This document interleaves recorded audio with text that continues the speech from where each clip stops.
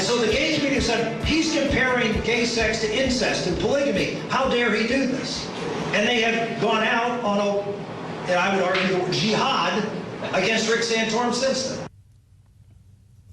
Senator, what's all this about a gay jihad? What do you mean by that?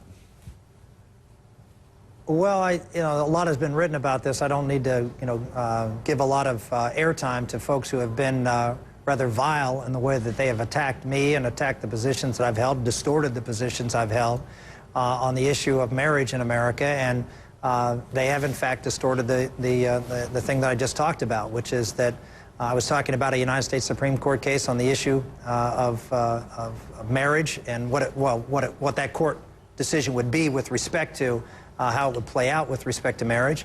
And the quote that I have been, quote, criticized for was almost identical to a quote in a 1986 Supreme Court case where the majority decision basically said exactly what I said. And by the way, the minority, Justice Scalia in this case, who was Justice White, who was a Democrat appointee under John Kennedy, who said pretty much exactly what I said. And Justice Scalia pretty much said exactly what I said, which is that if the Supreme Court establishes a right to consensual sexual activity, then it's hard to draw the line between what consensual activity is going to be permitted under the Constitution, and it leaves open a long list of consensual activities that most people, I think, would find rather unappealing. And so that's what I said. I stand by the comment, just like I'm sure Justice Scalia and Justice White stood by their comments. Well, look, let's clarify a few things. Do you think that homosexuality is a sin? Well, that's a decision not for a politician. That's a decision for someone who is a cleric. I'm not in that line of work. The line of work I'm in is to. There are a lot of things in society that are quote sins or moral wrongs that we don't make illegal. Just because something is immoral or something that is wrong doesn't mean that it should be illegal, and that the federal government or any level of government should involve themselves in. The case that I was talking about that started the controversy, the case was Lawrence versus Texas.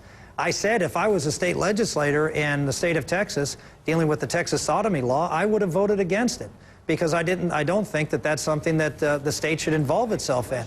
But the bottom line is whether the court then has the right to create new rights, and in creating new rights, it opens up, in my opinion, Pandora's box, which it did in the case of the Goodrich decision in Massachusetts, which led to gay marriage in Massachusetts, gay marriage in Iowa, and a whole host of other states. Let me stop you there. You keep referring back to this quite complex case. That's fine. But actually, there are some simple arguments here. Michelle Bachmann has raised this whole thing as a huge hot potato. Christine O'Donnell walked off my show when I asked her about same-sex marriage. So these are perfectly justified questions. And you are, I believe, a Catholic. So you must have a view. Yes. About whether homosexuality is a sin. I think if American people are going to want to vote for you either way as president, they are entitled to know an honest answer to a straightforward question. And you did invite me to ask you any question I liked. Yeah, I did. And of course, the Catholic Church teaches that homosexuality is a sin. I'm a Catholic and I subscribe to the Catholic Church's teaching. But that's not relevant from the standpoint of how I view these issues from a public policy point of view.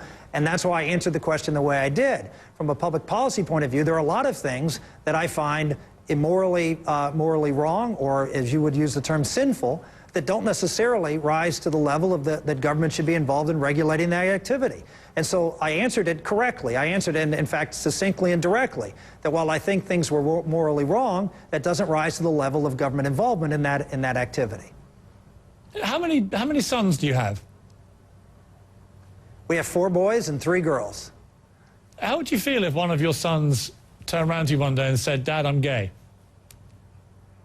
I would embrace them, love them, and try to help them through what I would see as a very difficult and troubling time in their lives. I know a lot of gay people, and I know a lot of the folks that I've talked to who have gone through this, go through a lot of very difficult times in their lives, and coming to that decision and struggling with it even after admitting it. So this is a difficult issue, and I understand it's difficult issues, and my job as a father is to love my son unconditionally, which I do and would continue to do what I could to support him so he could live a good and healthy and decent and faithful life. But I guess one of the reasons why it's so troubling and difficult for people to come out is because of the level of bigotry that's out there against them. And I have to say that your views that you've espoused on this issue are bordering on bigotry, aren't they? No, I think just because we disagree on public policy, which is what the debate has been about, which is marriage, doesn't mean that it's bigotry. Just because you follow a moral code that teaches us something wrong doesn't mean that. Are you suggesting that the Bible and that the Catholic Church is bigoted? Well, if that's what you believe, fine. I think that 2000. Well, I shouldn't say not fine. I don't think it's fine at all. I think that is that's contrary to both what we've seen in 2,000 years of human history and Western civilization, and trying to redefine something that is seen as wrong from the standpoint of the church, and saying a church is bigoted because it holds that opinion that is biblically based, I think is in itself its act of bigotry. Well, I'm a Catholic too, and I just think that unfortunately we're in a different era now. We're in a modern world, and the fact that you now have... I don't think that, Pierce, I don't think the truth changes. I don't think right and wrong change based on different eras of time. There's some truths that are in fact eternal and are truth and based on nature and nature's law. And that's what the church teaches, that's what the Bible teaches, and that's what reason dictates.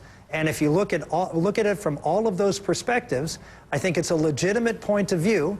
I certainly respect people who disagree with it, but I don't call them bigoted because they disagree with me. I mean, you're indisputably a good family man, and I've read very moving accounts from you and your wife about the loss of your son, Gabriel. Tell me that, coupled with what happened with your newest born daughter, who is very disabled, and you've again spoken very movingly about that, has either of those events, if you're very, very honest, had any impact on your view on the issue of abortion? Because you're very intransigent about it. You don't believe, unlike many Republicans, that there should be any occasions in which abortion is permissible. And yet you've been, as a family, in two situations where I would imagine it has been suggested to you that it was an option on both occasions. It was suggested on both occasions, and I do make one exception for the life of the mother, but other than the life of the mother, where you have two lives, and the government shouldn't involve itself in the choice between two lives. But other than that, I do believe that life begins at conception, and it's not I shouldn't say I believe it. It is a biological fact that life begins at conception. That child in the womb is biologically human, completely and fully human, and alive, therefore a human life. And it's reason that tells me that that person that is now alive and human should be given the rights of any person under the Constitution. Where they are, where they're located at that particular time in their life cycle shouldn't determine whether they have constitutional rights or not. So that's something that I came to as really a matter of study more than anything else, and have had to experience it with our son Gabriel, who we were told had a fatal defect and was going to die. And we fought for his life in the womb, and we failed. I mean, it's one of the things that still I think about every day, losing him and not having him as part of our family. But at the same time, he was a great gift to us. His short life had a huge impact on our family, and through my wife's book, Letters to Gabriel, has had a huge impact on literally thousands and tens of thousands of people all across this country who've gone through similar things, and it helped them heal. It's helped save lives of mothers who were counseled for abortion and decided to soldier on and to carry that child to term, in some cases to unfortunate ends, but where the child died. But in other cases, miraculous things have happened. So, we feel like in some small way that our experience is an affirmation of if we just welcome and accept what God gives us, the gift of a human life, that soul that we join with Him in co-creating, that if we just honor that and honor Him and accept that challenge that God gives us, that's the best way, as painful as it may be, it's the best way to walk away whole and feel that your life and that life meant something and was meaningful for the future. You did a controversial thing when Gabriel so sadly died, although I feel it was a great thing that you did, and I'll be honest with you, but you took his body back to the rest of your family, and you spent the night with your other children, cuddling his body and saying prayers and singing to him and so on. I found that profoundly moving, I have to say, and I would never criticize you for that. I thought it was an extraordinarily courageous thing to do. What I'm curious about, because you took a lot of criticism at the time for it, is what impact it had on your children now that we're a few years on. Could you tell me? Yeah. Yeah, first off, the reason that we did that is my wife, Karen, was a neonatal intensive care nurse. She had worked in a level 3, which is the most intense NICU unit in Pittsburgh. And so for 9 years, she dealt with this very issue. And what she learned from that experience was accepting that child in the family and including that child in the family and having the children see that their brother and sister. In her experience in the NICU, that's something that the NICU actually encouraged them to do. So it did create a sense of closure, that you had a little brother. He was real. See, he's actually a real person. He actually lived. He actually, you know, he's a member of our family. He's someone that we can remember and have memories of. Memories are so important for little children. They're important for all of us. And so they have a concrete memory of their little brother, and they were able to hold him and know him, and we were able to celebrate his life.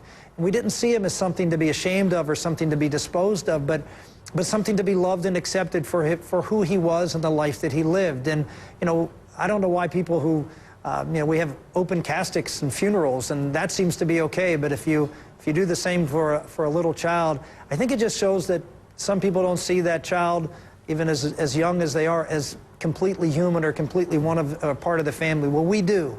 And it was a beautiful thing, and I can tell you from our children's perspective, it's something that the older children do remember, and it did bring closure to them. And Gabriel, even to this day, is still very much a part of our family, and we hope that he's up there pulling for us and praying for us every day. No, I'm sure he is, and I did think that was an extraordinary thing that you did, and I salute you for it. Thank you. When we come back, I want your take on your family, your fans, and your feuds.